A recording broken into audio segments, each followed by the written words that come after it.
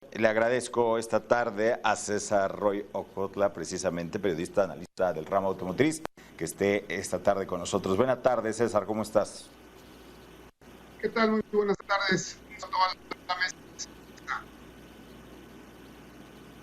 Oye, pues la industria automotriz es uno de los pilares de México por precisamente las armadoras, el empleo que generan, las divisas que generan, pero toda la industria autopartera que le da soporte a economías del centro del país como Querétaro, como Guanajuato, las industrias autoparteras.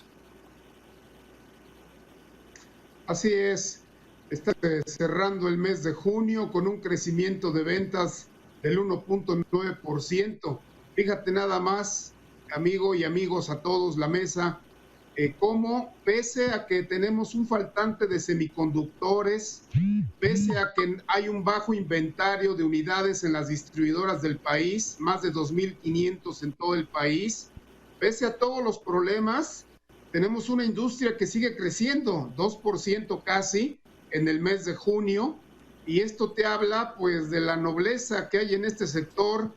Pese a todos los inconvenientes, la industria está creciendo, aunque en los primeros 6 meses del año hemos tenido un retroceso. No obstante, creo que el balance para el segundo semestre será un balance positivo.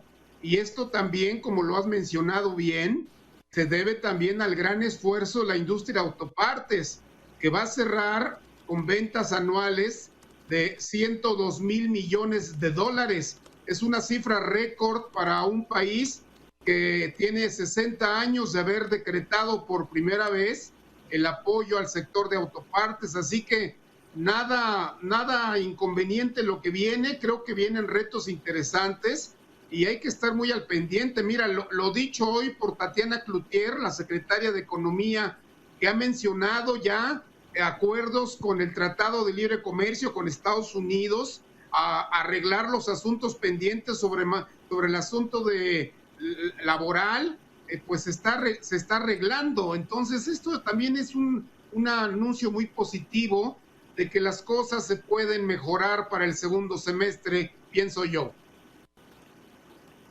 Ahora, esta industria tendrá que ir cambiando de manera importante al automóvil eléctrico porque hay sectores de ambientalistas, compromisos internacionales, globales, en donde pues, ya el automóvil de combustión tendrá que dejar de hacerse. ¿Esto lo ves cercano ya como prácticamente un hecho amarrado para el 2030 en México o todavía tardará? No, hay que recordar que cuando Henry Ford genera la primera cadena productiva en América, esto fue en el año de 1903, en México la industria llegó hasta 1925, fue precisamente la empresa Ford la primera en llegar a tierras aztecas.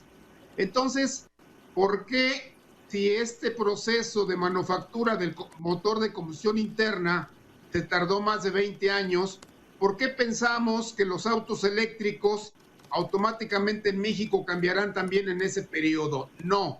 Desgraciadamente para los países subdesarrollados como el nuestro, la tecnología irá llegando poco a poco. La infraestructura se irá dando poco a poco. Entonces, mira, lo que yo pienso de los autos eléctricos es que este mercado irá cambiando poco a poco. ¿Por qué? Porque el consumidor mexicano en primera es un consumidor muy tradicional, conservador de lo que es el motor de combustión interna, y tú velo en las opiniones de la gente, no fácilmente quieren cambiar a un auto eléctrico. Primer factor, psicológico y físico.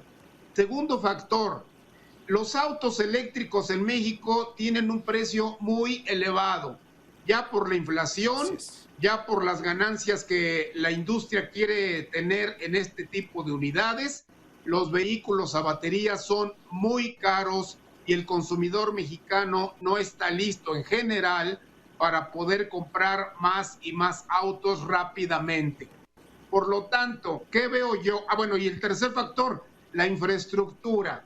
No tenemos tanta infraestructura, tantas electrolineras, centros de carga en todo el país para que el consumidor se sienta confiado a comprar un vehículo eléctrico que no te va a dejar en la carretera Cuernavaca, que no te va a dejar botado en la ciudad. Entonces, esos tres factores van a hacer que el proceso de transformación del auto de combustión interna al eléctrico te va a llevar un plazo definitivo, y creo yo que será mucho más lento ese proceso en México que en los países desarrollados, como ya lo estamos viendo. Europa ahora mismo está circulando con autos eléctricos, ha crecido la red de carga, en fin, y desde luego son los países dueños de la tecnología. Entonces no perdamos de vista ese factor que es muy importante.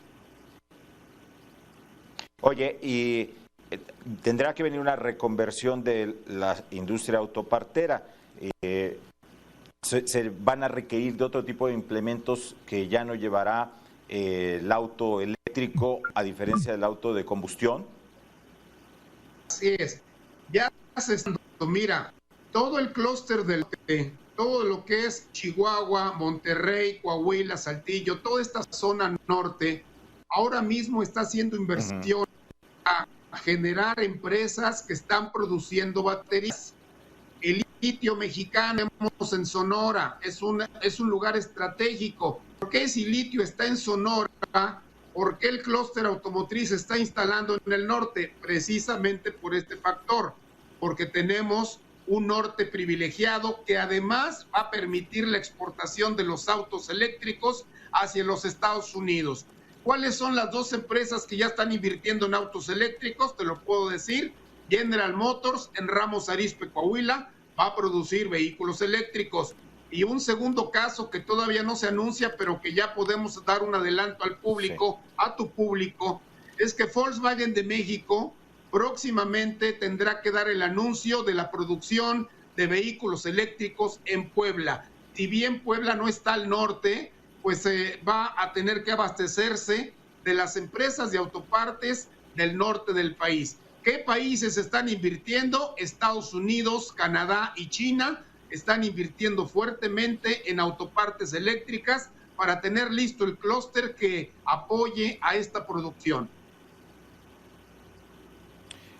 César, entonces los que hoy son autoparteros de vehículos de combustión, sobre todo partes de motor no importantes, digamos, que se hacen en estas entidades, ¿serán desplazados? ¿Le cambiará la economía a entidades del centro del país, por ejemplo? Tenemos un segundo clúster muy importante también, que es el clúster del Bajío, Guanajuato, Querétaro, Jalisco. Estas entidades también se tendrán que transformar hacia ese tipo de unidades.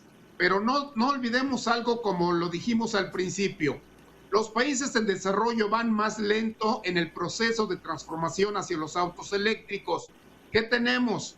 Tenemos un parque vehicular de motores de combustión interna de 32 millones que todavía consumen gasolina y que van a seguir requiriendo gasolina de aquí en adelante. Entonces, tenemos que pensar en cómo movemos ese parque vehicular. Y hay otra cosa, ¿dónde dejas a Centro y Sudamérica? ¿Dónde dejas a otros países que también tienen parque vehicular automotriz clásico, o sea, motores de combustión interna? Hay que atender ese parque vehicular. Y parece que México, como vemos, México va a ser el abastecedor de la gasolina que esos países van a requerir. Entonces, contestando a tu pregunta, se van a generar otros clústeres en el resto del país hacia la transformación de vehículos eléctricos de manera paulatina. Esto no va a ser tan rápido como el primer mundo piensa. Nosotros tenemos que ajustar muchos mecanismos, una plataforma de infraestructura mutante para que las empresas de autopartes, calculadas en 1,000 en todo el país, se vuelvan empresas que sean dinámicas, que sean exportadoras, que entren a esta cadena de suministro que ahora mismo se está generando, y que poco a poco iremos viendo cómo las empresas se van transformando de empresas productoras de motores de combustión interna y sus piezas hacia lo eléctrico. pero tenemos que trabajar en los países del tercer mundo, tenemos que trabajar en dos vertientes, atender el parque vehicular existente y también transformarnos hacia los autos eléctricos. César Royo Cotla, periodista y analista en el ramo automotriz, muchas gracias como siempre por estos minutos con Mega Noticias MX. Gracias a ustedes y un abrazo, saludos a la mesa.